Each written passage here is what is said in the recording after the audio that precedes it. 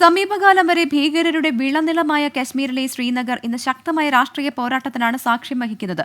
റാലികളും പ്രചാരണ വാഹനങ്ങളും കൊടിതോരണങ്ങളും ഒക്കെയായി സർവത്ര മത്സരച്ചൂടിലാണ് ശ്രീനഗർ താഴ്വര.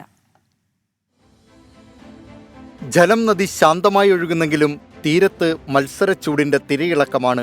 ലോക്സഭാ തെരഞ്ഞെടുപ്പ് ലഹരിയിലാണ് ശ്രീനഗറും സമീപ സ്ഥലങ്ങളും. ഭീകരാക്രമണവും തട്ടിക്കൊണ്ടുപോകലുമൊക്കെ പതിവായിരുന്ന സ്ഥലങ്ങളിലൊക്കെ ഇപ്പോൾ തലങ്ങും വിലങ്ങും പ്രചാരണ കോലാഹലമാണ്. ഒരു കാലത്ത് ഭീകര സംഘടനയായ അൽ ഉമർ മുജാഹിദീന്റെ തട്ടകമായിരുന്ന ഹവൽ പ്രദേശമാകെ ഇപ്പോൾ മാറിയിരിക്കുന്നു. എവിടെയും തെരഞ്ഞെടുപ്പ് കാഴ്ചകളാണ്. ഹുറിയത് കോൺഫറൻസ് നേതാവ് മിർവായിസ് ഉമർ ഫറൂഖിന്റെ സ്ഥലമായ ജാമിയ മസ്ജിദിന് സമീപം നാഷണൽ കോൺഫറൻസ് സംഘടിപ്പിച്ച റാലിയിൽ പങ്കെടുത്തത് ആയിരങ്ങൾ. സമാധാനത്തിന്റെ പാത തെരഞ്ഞെടുത്ത ജനങ്ങൾ വോട്ടവകാശവും വിനിയോഗിക്കണമെന്നാണ് രാഷ്ട്രീയ നേതാക്കളുടെ അഭ്യർത്ഥന. देखिए, मैं लोगों को ही मुबारकबादी देता हूँ. इन्होंने अमन का रास्ता पकड़ा.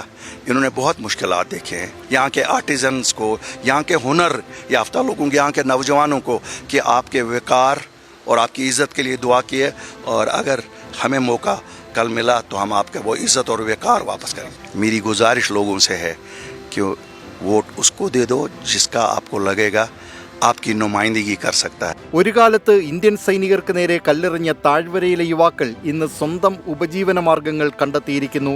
70 വർഷത്തിനിടെ ഇത്തരം കാഴ്ചകൾ ആദ്യമെന്ന് പ്രദേശവാസി തൗസിഫ് അഹമ്മദ്. हमारे लिए, हमारे बच्चों के लिए उनका मुस्तकबिल कैसे ठीक रहेगा, तो यही मुझे लगता है ये वही खास वजह है कि आज लोग सड़कों पे आए. നാളെയാണ് ശ്രീനഗറിൽ വോട്ടെടുപ്പ്. പോളിംഗ് ശതമാനം കൂടുമെന്ന പ്രതീക്ഷയിലാണ് രാഷ്ട്രീയ പാർട്ടികൾ. Election desk 24.